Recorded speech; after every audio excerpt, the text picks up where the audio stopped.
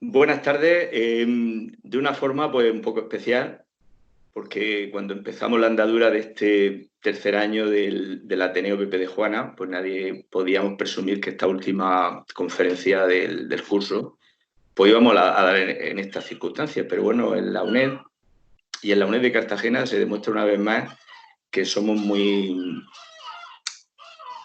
tenemos mucha capacidad de poder solucionar y solventar las cosas que nos vienen, ¿no? Y bueno, como siempre es un placer pues participar acompañando a la que cierra el programa, que es María Belén Piñana. Yo voy a tener un apoyo, sobre todo en esta primera parte, contextualizando todas las cosas. Y bueno, tenemos que recordar, como siempre, el Ateneo, que se funda hace 5 años en el Instituto Benaraví, dentro del aula Miguel Hernández, y es pues el brazo histórico del aula Miguel Hernández, que nace con la aspiración pues de llevar todas las cuestiones de historia del aula, y entonces pues son conferencias 3 a lo largo del curso, una por trimestre, y el Ateneo pues lleva el nombre y lleva el logotipo dedicado a Pepe de Juana, José María de Juana Aranzana, que fue profesor durante muchos años, 15 años, jefe de estudios del Instituto Benaraví de Cartagena, al cual pertenecemos algunos de nosotros. Entonces, pues bueno, este año acabamos aquí. El año que viene pues tenemos otros planes, como siempre, pues basado en la impartición de conferencias, de charlas, en fin, y animando un poco el cotarro histórico. Muchas gracias a la UNED, representada sobre todo por el área de cultura y representada por María Luisa Martínez, por su directora, la directora aquí en Cartagena, y a todo el servicio técnico también que nos ha permitido pues, dirigir esta conferencia. Y a Belén, pues, que me ha hecho el honor de presentarla y de contextualizar su conferencia. Bueno, Belén, pues, todos la conocéis. El apellido Piñana suena siempre a cultura, suena en otra rama a música, y ella es nieta de Enrique Piñana, que fue el hermano del cual hay otra rama que son músicos famosos de Cartagena y del concejal de cultura de aquí de la ciudad. Bueno, pues Enrique es un personaje al que la propia Belén descubre, sabía que era maestro, ella sabía que era un hombre de cultura, que era un hombre de su tiempo, de la Segunda República, una persona comprometida con la cultura, comprometida con la enseñanza, comprometida con su gente, pero nunca llegó a sospechar hasta que un día de jovencita, haciendo una limpieza en la casa familiar, pues encontró un tesoro documental con poemas, con su juicio, con escritos y con todo tipo de documentos de una figura que yo creo que es equiparable a los grandes poetas de la generación del 27. Forma parte de una serie de maestros tristemente olvidados, que fueron renovadores del magisterio, que fueron renovadores de la cultura y en este caso de un gran poeta. Bueno, pues Belén Piñana hizo de esta causa prácticamente su leitmotiv para ser luego profesora de instituto, licenciada en Lengua y Literatura por la Universidad de Murcia, y posteriormente pues hizo la tesis doctoral sobre la figura de Enrique, del cual vamos a traer hoy solamente un trocito, la parte de la guerra civil y sobre todo centrado en los poemas de guerra que hizo desde el principio de la guerra hasta el final, y su juicio, y la parte del comienzo del franquismo, con la cuestión de la represión y su juicio y todo esto. Bueno, Belén, aparte de esto, como profesora de lengua y literatura, ha trabajado en diversos institutos de la comarca. Estuvo muchos años en el antiguo Instituto Bastarreche, que se llama actualmente Santa Lucía, donde fue jefa de estudio, y actualmente pues, es profesora, es compañera del Instituto Benaraví, donde ha dirigido el grupo de teatro y donde ha hecho pues bastantes cosas. Y dicho esto, pues comenzamos a leer análisis cronológico de la vida y de la obra de Enrique Piñana. Cuando quieras, Belén, vamos pasando. Buenas tardes. Espero que les guste la conferencia. Bueno, vamos a introducir un poco cronológicamente. En cualquier momento, si tú, Belén, quieres intervenir, me interrumpes. Vamos a ver en primer lugar el contexto de la figura de Enrique Piñana cuando estalla la guerra civil en Cartagena y ese primer momento hasta final de año. Hay 3 momentos importantes de la historia de Cartagena que vamos a contextualizar. Él es maestro y él va a estar en el momento de la guerra civil en Cartagena y luego después se desplaza a Cuyarbaza y en Vertiente, donde ejerció de maestro, donde estuvo trabajando y fundó el sindicato de la UGT de la Tierra, ¿vale? Bueno, pues ese contexto en Cartagena es bastante problemático. Cuando estalla el alzamiento nacional, pues cuando se produce el golpe de Estado, en Madrid hay una problemática muy importante, como estamos sabiendo. Como sabemos, ruido de sables, problemas sociales, asesinatos, bueno, muchas cosas. En Cartagena, que siempre había sido una ciudad bastante tranquila, con algún momento malo, pero bastante tranquila. De hecho, podemos decir que la Semana Santa las procesiones salieron hasta el año 36 con toda normalidad y que la ciudad era un modelo de convivencia, a pesar de los problemas socioeconómicos muy importantes que había. Sin embargo, la primavera del 36, desde la Semana Santa, desde vísperas de la Semana Santa, cuando se produce el enfrentamiento entre gente de la llamada de la Semana Santa y una manifestación del Partido Comunista, es una primavera absolutamente terrible como en el resto de España, con huelgas, manifestaciones, y el 18 de julio el alzamiento nacional es recibido en Cartagena por los distintos vaivenes que hay, por el alzamiento de algunos militares, por la represión por parte de los soldados de todo este movimiento. El alzamiento en Cartagena finalmente no triunfa, pero van a haber momentos muy tensos y la gente está nerviosa y la emprende con un chulo del molinete, que es el Chipé, modelo de matón a sueldo de los señoritos de la ciudad, que el pueblo, el populacho, arrastra, queman el cuerpo, lo tiran al agua, en fin, una serie de cuestiones. Ese es el momento que tiene lugar en Cartagena. Y él se va, Enrique sale de Cartagena en el momento en el que el panorama político de la República se ha aclarado un poco, porque el gobierno de la República va cambiando, hasta que en septiembre del año 36 toma el poder Francisco Largo Caballero a nivel nacional. En ese otoño es bastante terrible en Cartagena, empiezan los bombardeos sistemáticos sobre la ciudad y es el momento en el que Enrique pues, se desplaza a la ciudad y en estos años de la guerra civil, estos 3 años iniciales de la guerra civil, es cuando Enrique lleva paralelamente una carrera docente y una carrera literaria importante de la que Belén nos va a dar cuenta en este momento. Sí, porque en esta época escribe Gesta Heroica, que bueno, pues está datada el 19 de agosto de 1936, fue escrito para ser recitado en el Teatro Circo de Cartagena y la pretensión con este poema es plasmar con claridad la posición de los bandos políticos enfrentados por sus ideologías, enmarcándose el poeta dentro de los escritores que avalan al bando republicano. ¿Por qué llamarla gesta heroica?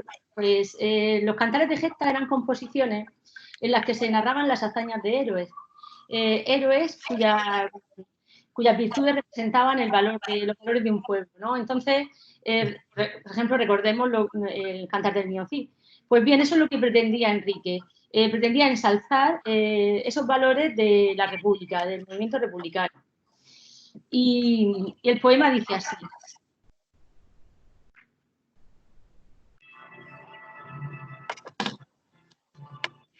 En las urbes poderosas, en el campo y en la aldea, estalló el clarín sonoro que llamaba la pelea. Ya las plumas, los arados, las azadas y martillos, sucedieron los fusiles, las pistolas y cuchillos. Y al trabajo, la riqueza, a la vida y al amor, sucedió el odio, la muerte, la miseria y el dolor. ¿Qué ha pasado por España que feliz ayer reía y hoy se ven los estertores de una bárbara agonía? ¿Quién turbó la paz augusta? ¿Quién la calma y el sosiego del pintor, del artesano, del poeta y del labriego? El hipócrita y hediondo cavernario jesuitismo, en indigno contubernio con el tétrico fascismo, que cubierto con la máscara de su patria y religión, cabalgaron sobre los humos del corcel de la traición. Maldición sobre los malos y traidores caballeros, sobre aquellos militares miserables patrioteros, que manchando de ignominia el honor de su uniforme, insensatos, cometieron el delito horrendo, enorme, de faltar a la promesa que la patria le diera, de lealtad a la república, a su ley y a su bandera. Maldición sobre el odioso que perjuro y fratricida, anhelando ver a España por el fascio envilecida, esgrimió las mismas armas que el poder puso en sus manos para herir cobardemente por la espalda a sus hermanos, que cargados de soberbia, de rencor y de cinismo, en su trágica locura y en su ciego fanatismo, no les dieron a este pueblo más halagos ni razones que el puñal de su desprecio y el horror de sus cañones. Maldición sobre las frentes de perjuros y traidores, abatidas por la enorme magnitud de sus errores, caiga el peso de su culpa criminal y monstruosa, la sangre derramada por la España generosa. Como alud incontenible, vengador y justiciero, caiga el peso de las leyes sobre tales bandoleros. ¿Nos verán esos tiranos a sus fueros sometidos? ¿Pasarán esos cobardes contumaces forajidos? No, no, no. Y a iracundo nuestro pueblo se levanta. Son rugidos de leones los que ponen su garganta y se apresta llena el alma de corajes y fervores a aplastar con sus zarpazos a cretinos y traidores. Ven la brava caravana de valientes milicianos que abandonan sus hogares y quehaceres cotidianos, que al calor de redentora misteriosa y santa llama ya desfilan ante el pueblo que amoroso les aclama. Dejadlos sí, van camino a los frentes de batalla, a escupir a los traidores entre el polvo y la metralla. Los clamores dolorosos de la hispánica nación, que les lanza puño en alto su desprecio y maldición. Vedlos, vedlos, en sus rostros chamuscados por el fuego, se adivina el recio templo de los émulos de riego. Son valientes y atrevidos, indomables y tenaces, son los héroes inmortales de la España que renace. Gloria eterna a los bizarros milicianos populares, loor y palma a los marinos y a los dignos militares que supieron hacer culto del deber y la lealtad y hoy se baten como tigres por la ansiada libertad. Algún día no lejano en que España por ventura al fin se halle recobrada de tantísima locura, cuando llegue el armisticio de esta lucha fratricida y al reinado de su le suceda el de la vida, este pueblo agradecido al que habéis servido fieles premiará vuestro heroísmo con coronas de laureles. Y magnífica, serena, ya en la cumbre de la gloria, ostentando con orgullo vuestra brava ejecutoria, surgirá ante nuestros ojos victoriosa y justiciera la República Española, democrática y obrera. Vaya tela, qué bien. Qué bien. Bueno, un hombre brillantísimo, realmente una poesía tremenda, y con esto pues va avanzando la guerra y el año 39 es el momento clave de todo esto, ¿no? Bueno, la biografía de Enrique Piñana, lógicamente, cualquier suceso que tiene lugar a nivel nacional, y más si es una guerra, pues tiene mucho que ver en la biografía de una persona. No podemos olvidar que en Cartagena fue el último sitio donde acabó la guerra civil, ¿vale? Entonces, él vuelve en el año 39, se recluta en un momento muy dramático. A principios del año 39 muchos, incluso ministros y personalidades de la República, ya se están yendo de España, y entonces entra en un momento muy comprometido. Hasta ese momento había sido maestro. Pero no podemos olvidar que muchos maestros tarde o temprano fueron reclutados por la República como oficiales, como suboficiales, en su caso un simple soldado. Él vuelve a Murcia en enero, está en el centro de reclutamiento como soldado escribiente y viene a Cartagena en los días de marzo, donde la ciudad está fatal, donde la ciudad prácticamente, Franco piensa que la va a tomar sin problemas, pero los cuarteles están divididos. Hay unos que están por la República y otros que están pues ya esperando que vengan los franquistas a tomar la plaza. cosa que van a hacer. Lo que pasa es que hay un barco que es el Castillo de Olite y entra por la bocana del puerto, tiene la radio estropeada, con lo cual nadie le puede dar el queo, y cuando viene a ver en la Parajola la enseña republicana, no le da tiempo a volver. Entonces, pues le disparan y el Castillo de Olite es el desastre naval más importante de la Guerra Civil en ese momento. La ciudad está fatal y a los pocos días, pues el 19 de marzo, curiosamente, nieva en Cartagena. Los vencedores le llaman el manto de la paz. Ese día de San José, de la nieve, llegó hasta el puerto, cosa que no ha pasado hasta el 2016, después, en todos estos años, 80 años ha tardado.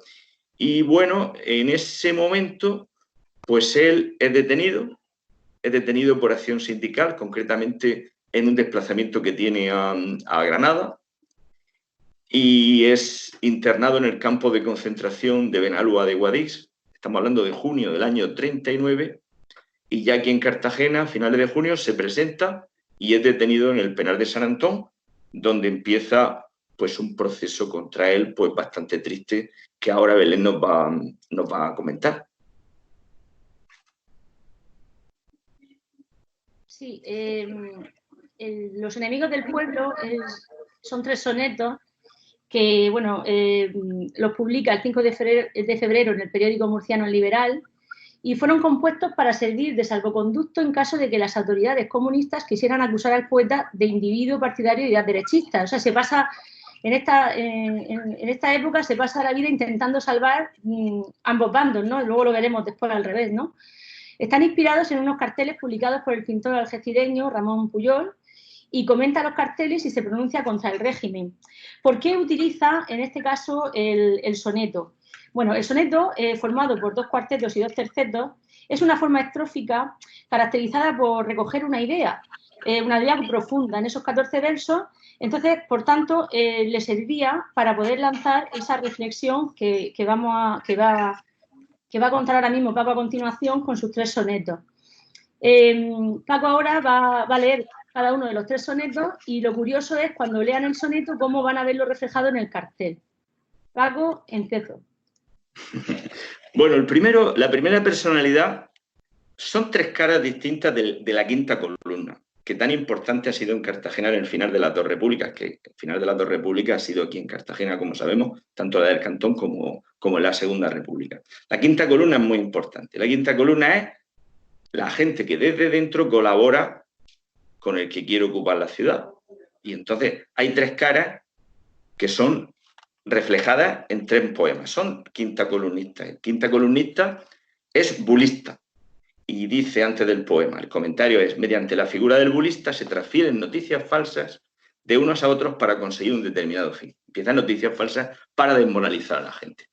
Y así lo refleja Piñana.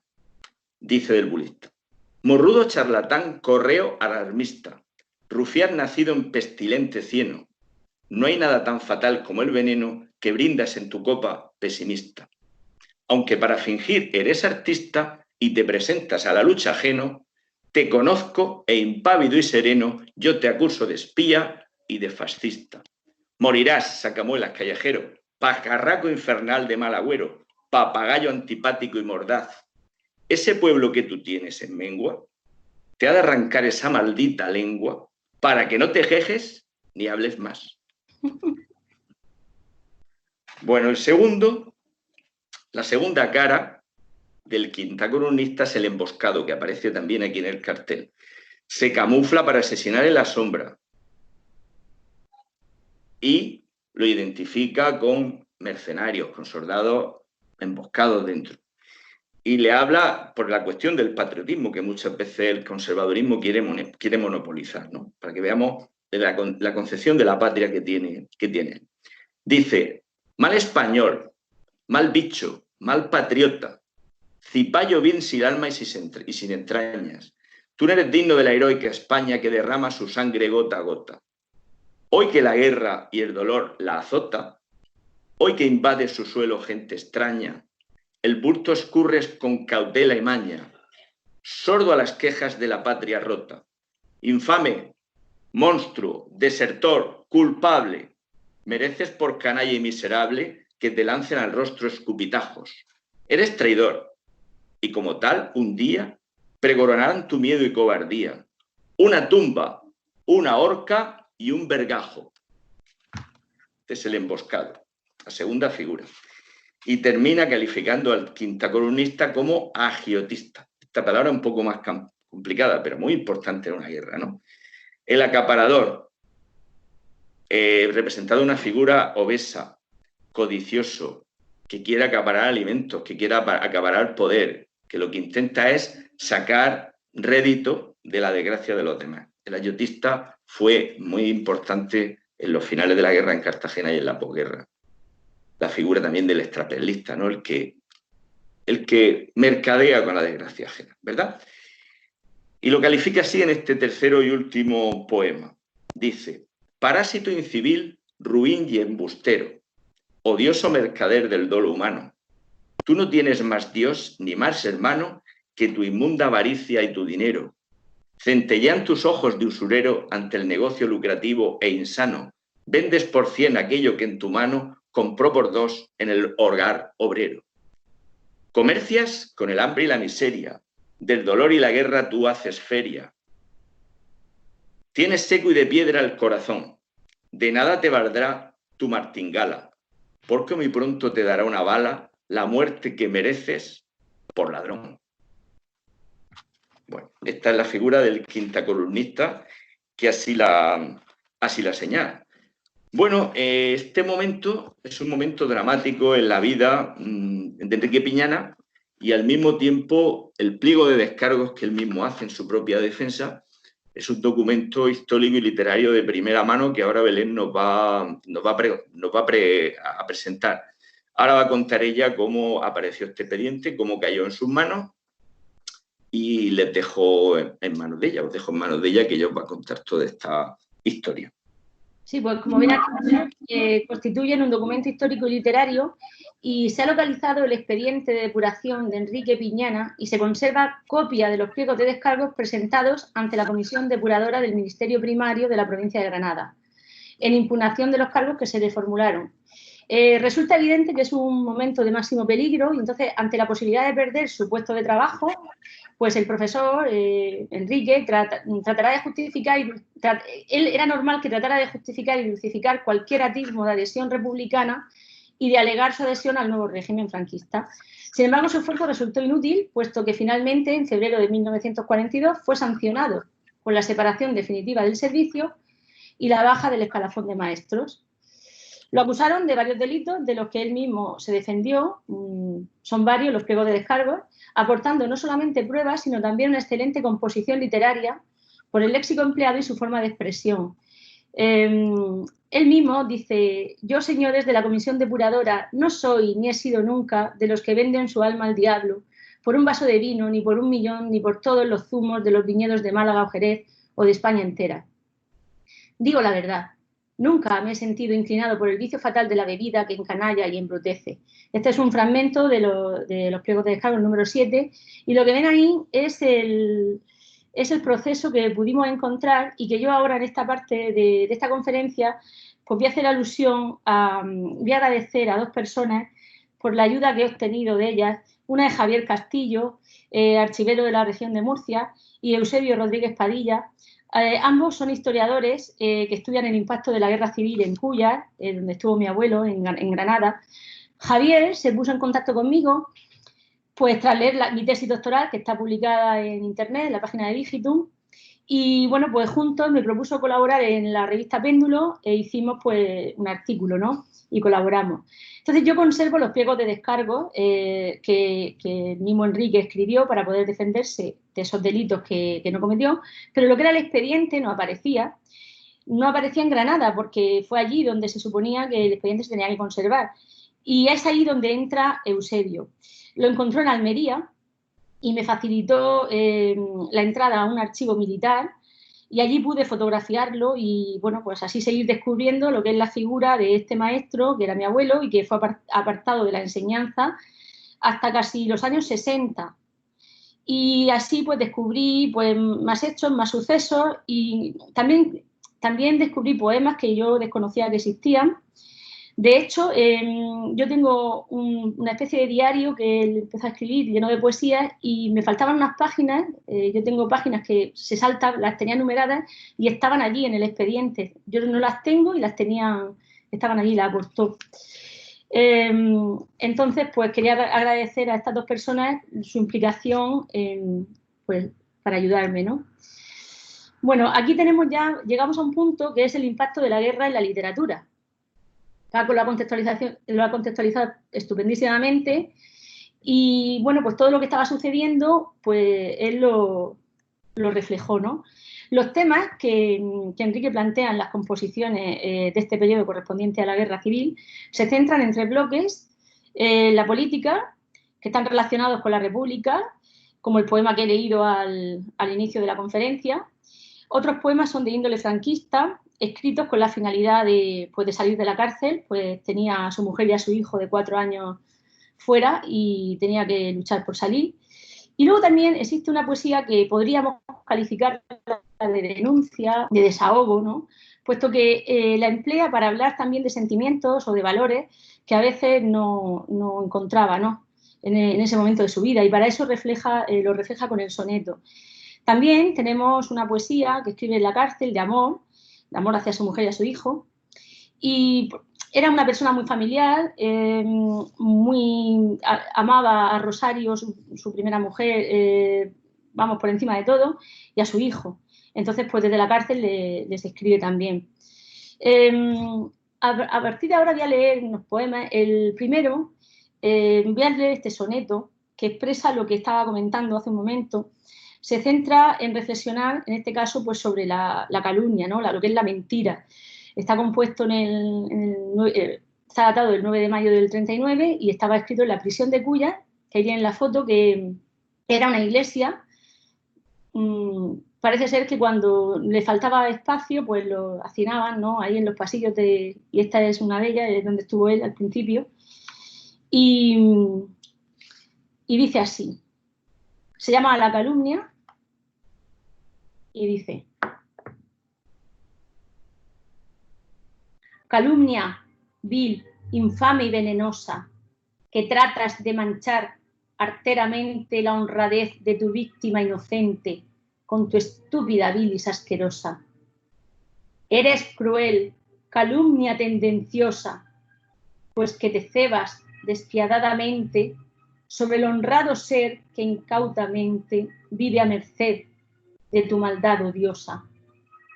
Sí, calumnia diabólica e insufrible, no hay nada como tú de aborrecible entre los vicios de la sociedad.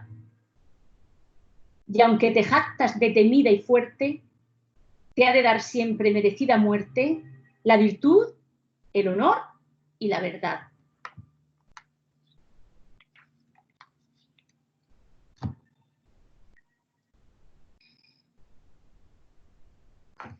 Entre las formas métricas más empleadas por Enrique encontramos, como hemos dicho ya, el cantar de gesta y los sonetos, que ya hemos comentado, pero también es un gran maestro del romance. Forma estrófica compuesta por versos octosílabos de arte menor, con rima sonante en los versos pares, y este tipo de estrofa es muy propia de la tradición literaria española, y la escoge porque le sirve para narrar situaciones, sucesos. Incluye lo que es el romance en endecasílabos, el romance heroico, que también se suele emplear, pero para tratar temas como más serios, ¿no? Que implican una reflexión. Es el caso del que voy a leer después, Nostalgia. Pero no solamente escribe romances, también escribe tarantas, que como todos saben se trata de un palo flamenco. Enrique también emplea este tipo de poesía. Y también escribe himnos, que son cantos. Y en el expediente encontré, cuando fui a Almería y fotografié todo el expediente, encontré que hallé 2 himnos escritos en la cárcel y que cantaban los presos en el patio, lo dice así el expediente, por supuesto ensalzando a Franco y al régimen. La siguiente composición que voy a leer son las tarantas, y bueno, pues fueron escritas en la cárcel. La finalidad era expresar su soledad, y esta composición es curioso porque se vincula a temas mineros. El poeta establece esta similitud. Al igual que la mina aísla al minero del exterior, pues igual hace la prisión con el poeta. Y dicen así las tarantas.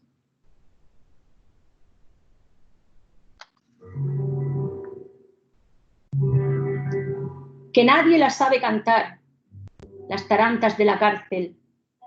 Que nadie las sabe cantar, solo las cantan los presos que lloran su soledad, sin libertad y sin besos. Que tú me has traído, mujer, un trozo de pan sabroso. Que tú me has traído, mujer, yo lo bendigo amoroso, que tú te quedas sin comer para que coma tu esposo. ¿Pero por qué me lo has traído a mi hijo estando entre rejas? ¿Pero por qué me lo has traído si los besos que me ha dado como puñales han sido que el alma me han traspasado? Que yo canto por no llorar, tarantas y fandanguillos. Que yo canto por no llorar.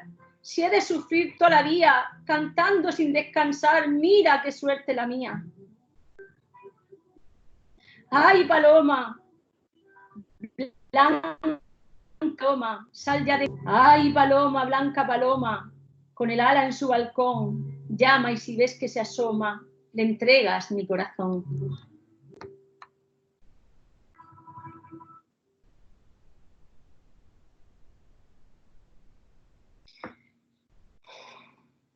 Bueno, pues Nostalgia lo escribe también desde la cárcel. Los destinatarios son Rosario y su hijo. El tema es la soledad que vive el poeta entre las rejas de la prisión. En este poema se refleja, es muy bonito porque refleja el inmenso amor que siente por su mujer y lo escribe en ese romance de versos en decasílabos que hemos dicho antes porque nos lleva a una reflexión. Ya el título se llama Nostalgia, ya desde ahí ya como que nos va anticipando y se ve, vamos a ver que es algo profundo, ¿no? Lo que viene a continuación. Y Nostalgia dice así. Rosario, compañera inseparable, de dicha y de dolor. Esposa buena, escucha estos lamentos doloridos que huelen a borrasca y a tormenta. Sentado en el jergón, asiento y lecho peculiar de la vida carcelera, pasándome las manos por la frente, clavadas mis pupilas en la reja. Por ti, querida esposa, y por mi hijo, siento un mazo en mi pecho que golpea. Es él, es mi inocente jilguerillo, que aquí en mi corazón revolotea. Un ángel candoroso que inconsciente, con la ironía del destino juega, como si no supiera que su padre perdió en el juego su mejor apuesta. Un lirio de mi amor que azota el viento, un dardo que me hiere y me atormenta. Parece que estoy viendo marchitarse las rosas de tus labios entreabiertas. Ya no exhalan perfumes de sonrisas por el amargo llanto que las riegan. Semejan frías losas de sepulcro donde el silencio de la muerte reina, lugar en que se guardan y consumen los restos de unos besos que se hielan. A través de estos muros que los cuerpos separan y las almas tanto acercan, mi espíritu te besa y te acompaña en esa soledad que te rodea. Tu mirada doliente y amorosa, vagando por el mal de las tinieblas, se pierde en los ambiguos horizontes, buscando el resplandor que nunca encuentra. Las lágrimas ardientes que resbalan de tus ojos hermosos como perlas fundidas en crisoles de amargura, son fuego que me abrasa y que me quema. Tus suspiros agudos y pensantes lanzados por el arco de la pena, como puñales de acerada punta, temblando en las entrañas se me quedan. El eco de tu voz, triste lamento, que la agonía del dolor recuerda, me suena melancólico y profundo, como un balido de cordera enferma. Pobre madre que siente el gorjeo del tierno pajarillo que aletea, con los ojillos y el piquito abiertos, diciendo que los besos no alimentan. Qué duras son las leyes de los hombres, qué triste es el silencio de las quejas, qué amargo es el sabor de las congojas, qué crueles los barrotes de estas rejas, no poder darte un beso en esa boca y con el beso darte mi alma entera. Adiós, luz de mi vida, vive siempre, cuida mucho de mi hijo, espera, espera, que está cercano el venturoso día en que por fin renazca y resplandezca la vida de placer y de alegría que en tu pecho afligido llevas muerta. Vive siempre, mujer, esposa amada, sigue siendo mi eterna compañera y sigue siendo la piadosa gota de miel que endulzas mi desgracia inmensa. Vive, que no me sangren más heridas, vive para consuelo de mis penas, para que nuestro amor no se marchite, ni nuestro jilguerillo se nos muera.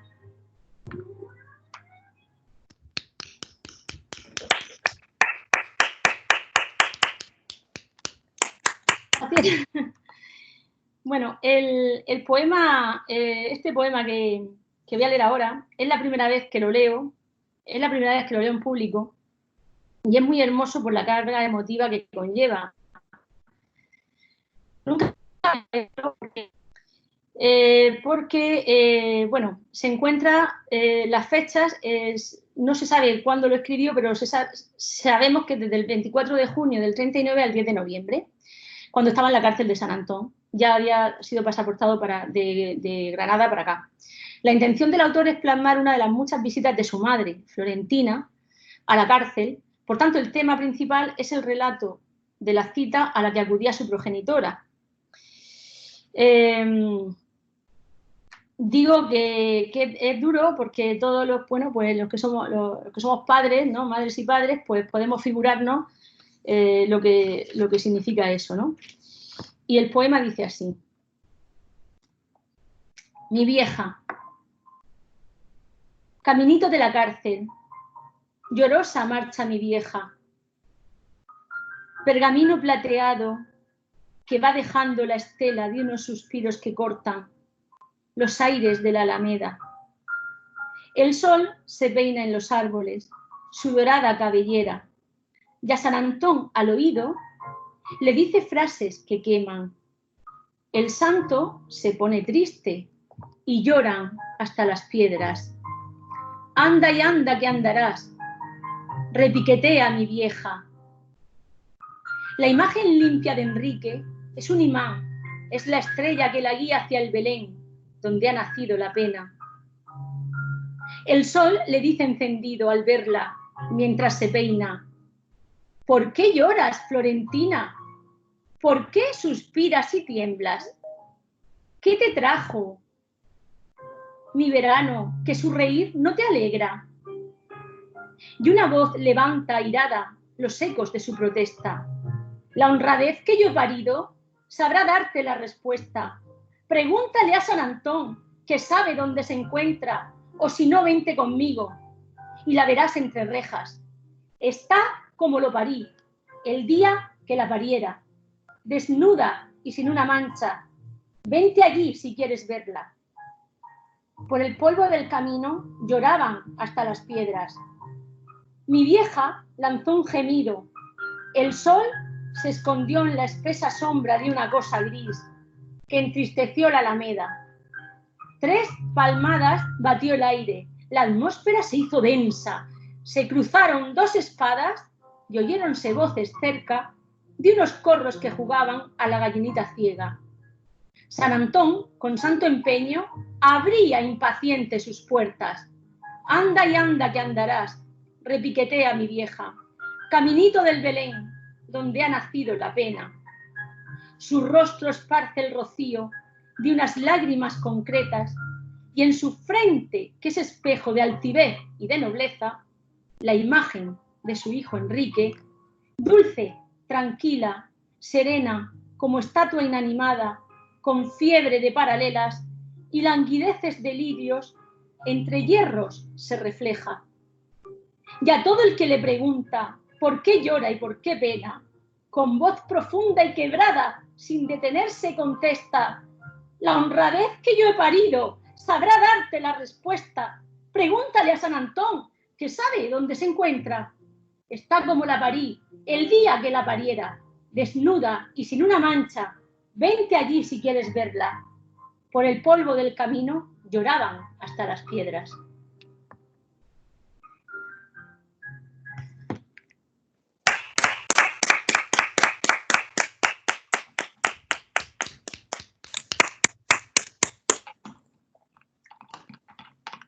Ay, bueno.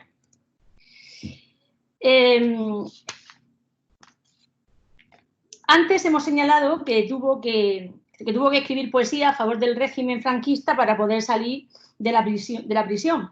Entonces su pluma era la mejor herramienta que él tenía, pues era la herramienta más poderosa, ¿no?, para poder salir, aparte de su excelente comportamiento, porque fue una persona muy educada, muy respetuosa, ¿no?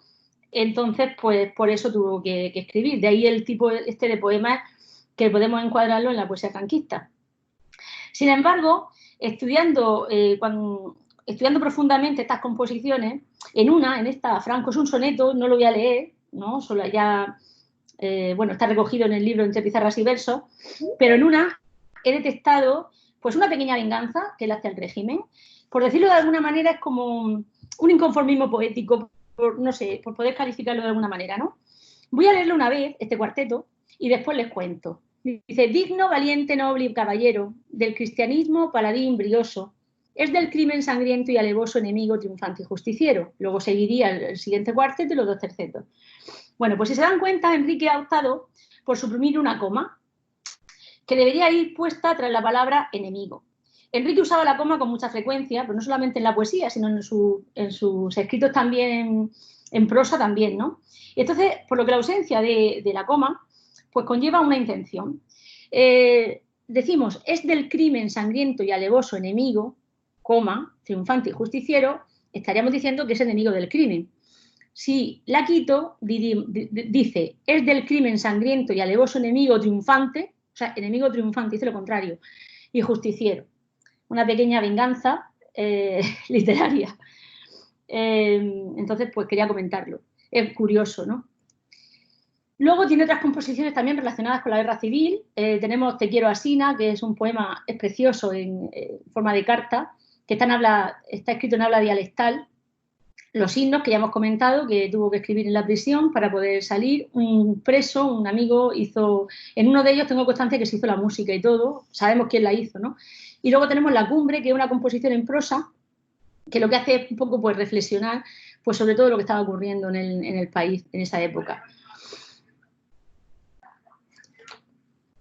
Bien, pues por último yo quería agradecer de todo corazón el apoyo que varias asociaciones e instituciones están teniendo para ayudarme a recuperar la figura de Enrique, como por ejemplo Impulsa Cartagena, que tuvimos una conferencia muy interesante sobre la parte de cuando era maestro, ¿no?, de la didáctica, cómo lo apartaron de lo que más quería, ¿no?, que era su profesión. Luego la Real Sociedad Económica de Amigos del País también en su Semana Cultural hice una conferencia. La Asociación Procesionista del Año, antes de que llegara el confinamiento, nos dio tiempo a hacer una conferencia relacionada con la Semana Santa. Por supuestísimo, el Ateneo Pepe de Juana, la UNED, que ya me ha prestado, la UNED me ha prestado ya en la segunda vez su casa, ¿no? Bueno, nuestra casa, yo también pertenezco a la UNED, para poder hablar de mi abuelo. El agradecimiento a la editorial Malbec, porque a Javier Salinas creyó en el proyecto y ha sido posible la publicación del libro, ¿no?, de Entre pizarras y versos. Gracias, Paco. Encantado. Siempre me acompaña y en cada lío de esto, como tú dices, que me meto, ¿no? Soy tu escudero. Y aparte participas conmigo. Y muchísimas gracias a todos los que os habéis conectado hoy y os mando un abrazo. Les mandamos, ¿verdad, Paco? Un abrazo a todos. Un abrazo a todos y un aplauso para ti. Grande, afectuoso. Y ¡qué ilusión! Bueno, y simplemente con esto, pues despedir en nombre de la dirección de la UNED de Cartagena, despedir un año más el Ateneo Pepe de Juana. El año que viene, si Dios quiere, empezaremos la 4ª edición. Va a ser con un homenaje a una persona especial. La figura de Pepe de Juana es una figura siempre de referente a nosotros, ¿no? Porque Pepe, como profesor de instituto, como amigo, como humanista, siempre demostró pues una cara de persona abierta, de persona afable, de persona que se adaptaba prácticamente a todo, de modelo de persona de servicio a los demás. Y entonces siempre en la primera conferencia hacemos un homenaje a algo, a un colectivo o a alguien. Y entonces en este caso va a ser una persona que ha sido jugador, entrenador y presidente del Cartagena, que ha sido Pepe Gea. Pepe Gea, una persona que ha sido historia en el fútbol de la ciudad, y le vamos a hacer, pues va a haber una conferencia y le vamos a hacer un homenaje donde ya el equipo de fútbol y gente del deporte de Cartagena están ya implicados. Y luego un cartel de conferencias en el que espero, digo todo, cuando digo todo es todo, que todos os impliquéis en este tema y que participéis, propongáis temas, presentéis y sepáis que el Ateneo Pepe de Juana es en recuerdo de Pepe y no es de nadie, es de todo el mundo. Pues nada, un abrazo a todos y hasta siempre. Gracias.